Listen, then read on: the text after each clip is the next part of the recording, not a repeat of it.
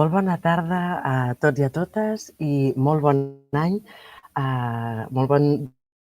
Esperem que aquesta pausa de les vacances de Nadal ens hagin servit a tots i a totes per desconnectar una miqueta i començar aquest segon trimestre amb energia i amb això, amb les piles una miqueta més carregades. Donem també la benvinguda a la Bris Nebot, que, com sabeu, és la intèrpret de llengua de signes que ens acompanyarà tant en aquesta primera part comuna com a la part de coordinadors digitals. Brisa, molt bona tarda i molt bon any també per tu. Doncs vinga, comencem. En aquesta sessió d'avui, el que volem abordar una miqueta és el tema sobre les orientacions, sobre l'ús de les pantalles. Sabeu que tant a nivell social com també en els centres educatius, també des de l'administració, el tema de l'ús de les pantalles és un tema que genera cert debat i, per tant, ens semblava molt interessant començar aquest any abordant aquest tema. I per fer-ho, hem demanat a dues persones, a la Marta Naberhaus i a la Sara Malo, que ens expliquin una miqueta quines són aquestes orientacions que des de la Plataforma per l'Educació Mediàtica de Catalunya han establert, han dissenyat. Mireu, la Marta Naberhaus és periodista i doctora en comunicació, és professora lectora de la Facultat de Ciències de la Comunicació de la Universitat Autònoma de Barcelona i és membre del grup de recerca UNIC, és la Unitat d'Investigació en Comunicació de la Universitat Pompeu Fabra, perdoneu.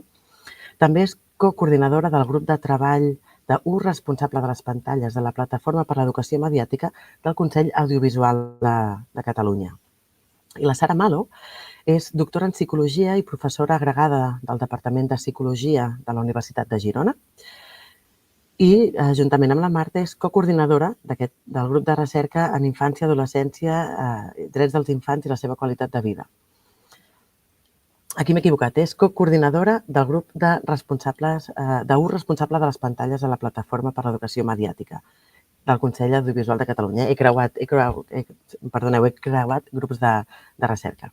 Per tant, tindrem la Marta i la Sara que ens explicaran i ens parlaran d'un seguit d'infografies que tindreu disponible a la pàgina web, que el que han fet és han fet unes orientacions generals i després han fet unes orientacions per a les diferents etapes educatives. Llavors, ens semblava que era una molt bona manera de poder donar visibilitat a aquestes infografies i que des dels centres educatius les poguéssiu mirar amb calma, en poguéssiu parlar amb els vostres claustres, amb les comissions digitals, des de les coordinacions digitals i en poguéssiu compartir amb les famílies dels vostres centres, perquè veureu que no només són en l'àmbit educatiu, sinó són recomanacions generals. Doncs vinga, donem pas a la Marta i la Sara. Gràcies, doncs molt bon dia a tothom. En primer lloc, volíem fer un agraïment a l'àrea de cultura digital del Departament d'Educació per convidar-nos a participar en aquesta trobada de la xarxa territorial. En primer lloc, us expliquem una mica més qui som i què fem. La Sara i jo coordinem el grup de treball sobre ús responsable de pantalles de la Plataforma per l'Educació Mediàtica del CAC, que és el Consell de l'Audiovisual de Catalunya. Pels que no ho sapigueu, el CAC, us posem una mica en context, és l'autoritat independent de regulació de la comunicació audiovisual a Catalunya i vetlla pel compliment de la normativa aplicable als prestadors de serveis de comunicació audiovisual, tant els públics com els privats. El CAC fa moltes coses, però com a principis d'actuació té la defensa de la llibertat d'expressió i d'informació, del pluralisme, de la neutralitat i de l'honestedat informatives. Compta amb una àrea també d'estudis, de recerca i innovació i potser en coneixeu el projecte que té en col·laboració amb el Departament d'Educació, que és l'EduCAC. L'EduCAC és un programa d'educació en comunicació que neix amb l'objectiu de promoure l'educació mediàtica en àmbits educatius formals i informals. Entre d'altres, té com a missió potenciar el coneixement del llenguatge audiovisual i impulsar bons hàbits en el consum audiovisual dels infants i joves a través d'eines i activitats per la comunitat educativa, fomentar els coneixements i les habilitats de comprensió que permeten a les persones utilitzar amb eficàcia i seguretat els mitjans. L'EduCAC ofereix recursos tant per professorat com per famílies i hi ha un butlletí per subscripció que en fa difusió també. I entre aquests recursos podeu trobar les infografies que us presentem avui. Aquestes orientacions sobre els usos de les pantalles sorgeixen d'una necessitat que va identificar el nostre grup de treball de la PEM, la Plataforma per l'Educació Mediàtica, que és un punt de trobada entre els actors interessats en treballar en l'educació mediàtica i compartir coneixements i bones pràctiques en aquest àmbit. A la plataforma hi són representats tant col·legis professionals, associacions, fundacions de l'àmbit de l'educació formal i no formal, associacions també de mitjans de comunicació, grups de recerca universitaris, acadèmics i mestres. Així doncs, com podeu veure, el grup de treball sobre ús responsable de pantalles el formem un grup de persones d'àmbits molt diferents i disciplines diferents, des de la psicologia, la pedagogia, les ciències de la comunicació, fins a la sociologia. Des d'aquests àmbits tan diversos, els membres del grup vam coincidir en el fet que hi havia molts documents, estudis, informes sobre l'ús responsable de pantalles, per exemple, el de les tecnologies digitals a la infància, l'adolescència i la joventut de la Generalitat o la guia preventiva sobre entorns digitals adreçada a professionals que treballen amb adolescents, o d'altres com l'informe dels drets dels infants de la Sindicatura de Greuges que parlaven sobre dades, recomanacions en forma d'estudis i recerques elaborades sobre aquests usos de pantalles. I el que volíem fer és, a partir d'aquí, fer-ne una lectura i una síntesi en clau més pedagògica i d'oportunitats. Tenint en compte que la tecnologia i les pantalles formen part del nostre dia a dia i n'hem de fer i fomentar un ús responsable amb un objectiu clar i amb una aproximació saludable pel nostre benestar digital. I el que buscàvem era també un to positiu i empoderador, formalment molt visual, per això també l'acompanyament d'aquests gràfics, i amb un llenguatge molt clar i entenedor. I ara la Sara us explicarà com hem estructurat aquestes infografies. Bé, bon dia. Tal com us deia la Marta, el nostre grup de treball ha creat 5 infografies. Una primera infografia, que és la que veieu aquí en pantalla, sobre orientacions generals, i després 4 infografies específiques per nivell evolutiu.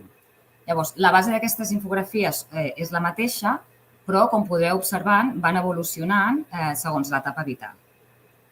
Respecte a aquesta primera infografia, sobre orientacions generals i transversals, aquesta l'hem creat perquè ens vam adonar, analitzant aquests documents, que moltes de les recomanacions són transversals i aplicables a totes les edats i a diversos contextos educatius i socials. Per tant, tenim moltes idees comunes en les diferents etapes i el que hem fet és recollir aquestes orientacions comunes en aquesta infografia més completa. Bé, pel que fa a aquesta que veieu en pantalla, el que podem destacar és que, per exemple, en el cas de centres educatius, és important aprofitar els espais formatius, com ara l'aula digital, per treballar competències relacionades amb el respecte, la identitat, la pròpia seguretat o la seguretat dels altres o la comunicació, que van més enllà de les competències purament instrumentals. Per altra banda, també volem fomentar l'ús de les tecnologies com a eines d'aprenentatge que també permeten generar moltes oportunitats, com ara el treball en equip, la creativitat o el treball col·laboratiu. Així, ser una font positiva de modelatge i ensenyar a trobar el moment, l'espai i el temps d'ús dels dispositius digitals, també pensem que és cabdal per tenir una relació sana i responsable amb les pantalles. Bé, pel que fa a la segona infografia, centrada en l'acompanyament digital a la primera infància, el grup de treball considera que l'acompanyament en el procés d'alfabetització mediàtica ha de començar des d'edats molt primerenques. En aquest sentit, el nostre grup de treball dona suport al manifest que va sortir recentment sobre les pantalles de 0 a 6 anys i el que recomanem és que entre els 0 i els 3 anys evitem l'ús de les pantalles, però sabem que és freqüent que els infants estiguin exposats a aquestes i en aquest sentit sempre recomanem que aquesta exposició sigui acompanyada i supervisada per un adult. D'altra banda, els infants neixen en un entorn digital i per això creiem que és cabdal mostrar bons exemples d'ús des de ben petits.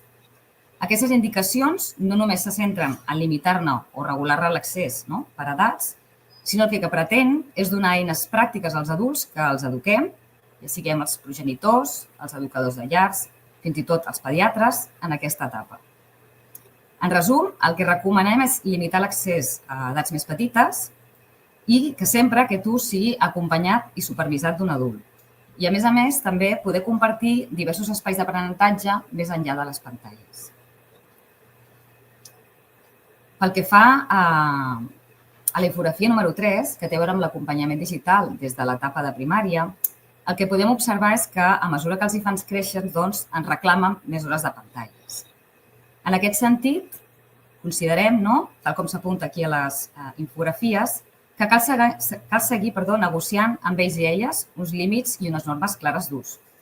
És bo establir límits temporals per ajudar l'infant a que aprengui a autorregular progressivament el temps que dedica a les tasques de la seva vida diària, inclòs l'ús de les pantalles.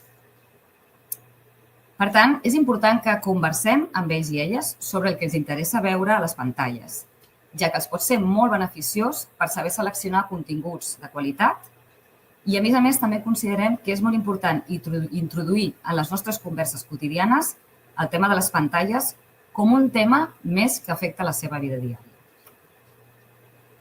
Cal tenir present que, en ser menors d'edats, els adults som els responsables del contingut a què tenen accés i que és important parlar sobre riscos i les oportunitats que té accedir a determinats continguts. La quarta infografia és la de l'acompanyament digital des de l'etapa secundària i si hem realitzat un bon acompanyament en les etapes anteriors, doncs l'arribada a secundària hauria de ser més fàcil. També sempre posem l'exemple que de la mateixa manera que no deixem els nostres infants un dia al carrer sols i comencen a anar sols pel carrer, sinó que ho hauran fet moltes vegades, primer amb nosaltres, i haurem explicat els riscos que hi ha, doncs el mateix passa amb les pantalles. Aquesta etapa s'acostuma a caracteritzar per l'entrada de telèfons intel·ligents i ordinadors i tauletes personals, que ja no són d'un ús compartit, sinó que molts cops passen a ser d'ús individual, a la vegada que una exposició més directa a les xarxes socials. Parlem, doncs, d'un balanç entre oportunitats i riscos. El que dèiem que els riscos s'han de conèixer i els han d'haver anat coneguent també en les etapes anteriors. Cal conèixer-los per poder prevenir les conseqüències que aquests riscos comporten.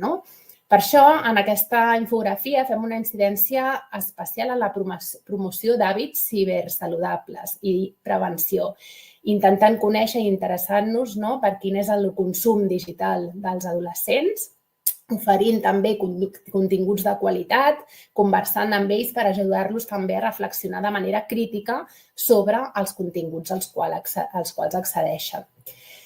En aquesta etapa són especialment importants els referents, perquè hi ha una construcció de la personalitat de cadascú, una reafirmació d'aquesta personalitat i és necessari també fomentar l'autocura de cadascú, perquè ja és una etapa en la què l'autonomia es reivindica i es consolida.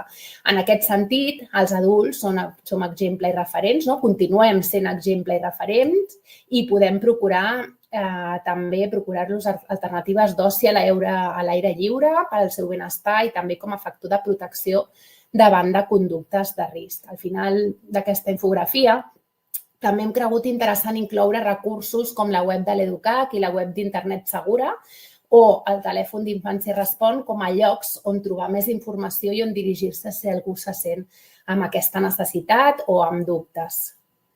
Per últim, tenim les orientacions per l'acompanyament digital des de l'etapa postobligatòria i l'edat adulta, perquè l'ús responsable de pantalles no és només una cosa de la infància i l'adolescència, sinó que ens afecta a totes.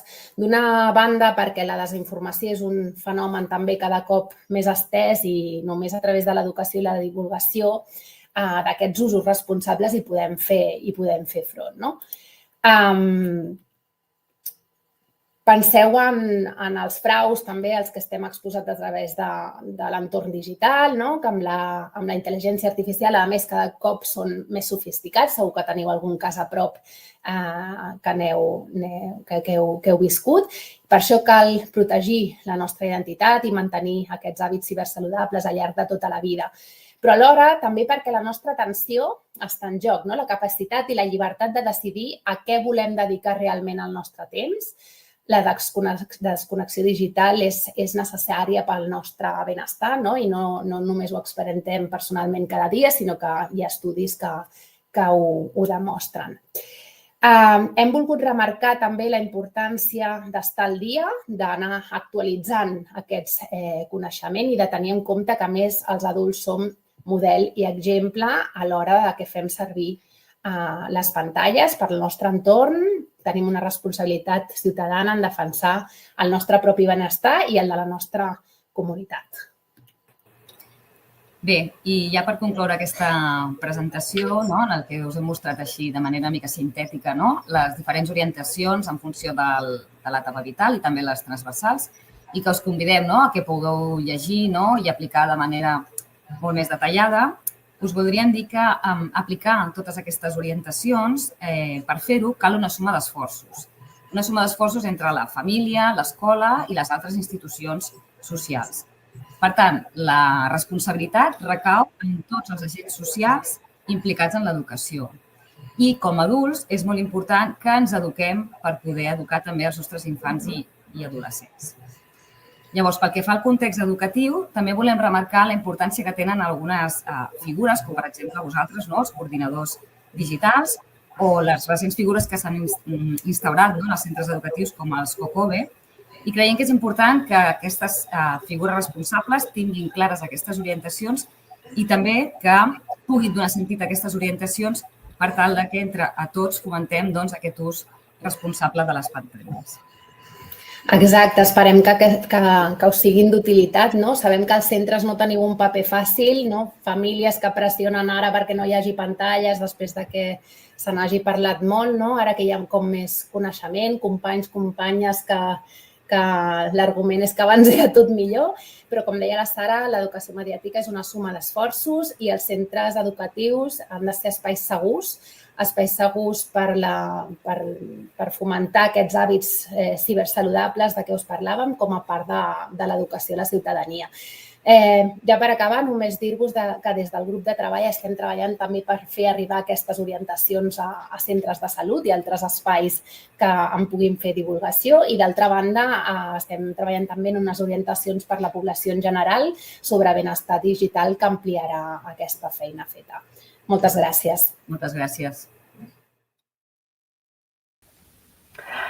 Moltes gràcies, Marta i Sara.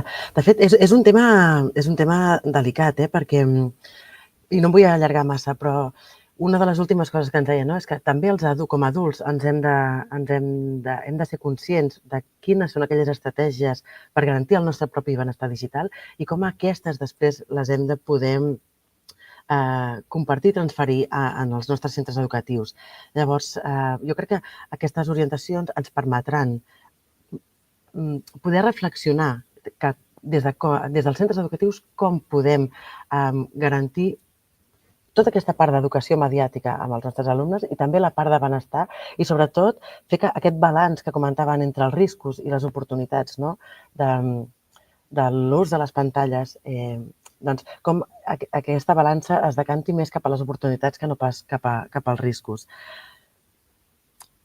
Jo crec que des de les comissions, juntament amb les coordinacions i també amb l'equip directiu i també, sobretot, des del claustre, estarà bé parar un dia màquines i poder reflexionar sobre com, des dels centres educatius, busquem la millor manera per garantir el benestar digital de l'alumnat, decidint quan i com fem ús de les pantalles en els centres educatius, si aquest està sostingut per un objectiu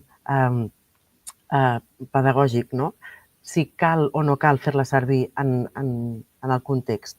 Llavors, jo crec que és una molt bona manera de començar a engegar aquest debat, més potser intern de centre, però que és necessari i que hem d'entendre que la societat és digital o ja postdigital, no? Ja comentàvem l'altre dia que estem a l'era de postdigital i, per tant, hem de buscar les estratègies i prendre les decisions més òptimes per poder fer aquest ús responsable de les pantalles. La Marta i la Sara ens comentaven que es posen a la disposició dels centres educatius. És a dir, si com a centre voleu que des de la plataforma vinguin a fer alguna xerrada als centres educatius explicant aquestes orientacions, donant consells a les famílies o potser també en els claustres, que elles estarien disposades. Per tant, aquells centres que vulgueu, ens podeu enviar un correu a Cultura Digital i nosaltres us posaríem en contacte amb elles per intentar donar un missatge una mica més uniforme sobre l'ús de les pantalles. Doncs, Brisa, fins aquí la part comuna. Veieu que avui hem acabat una miqueta abans, perquè, si recordeu, l'última sessió ens vam allargar una miqueta més del compte i com que entenem que, igual que ens passa a nosaltres, que tot el temps és important, el que hem decidit és aquesta, la fem una miqueta més curta, tota aquesta sessió i la de les comissions i de les coordinacions, per intentar compensar l'accés de l'última sessió. Per tant, us convidem a anar cadascú a les xarxes pertinents. Començaran d'aquí 2-3 minuts, el temps de tancar aquí i obrir l'emissió de la sessió corresponent, i esperem que aquesta sessió d'avui, la de les orientacions sobre ús de pantalla, sigui una palanca per començar a prendre decisions en els vostres centres educatius. Moltíssimes gràcies.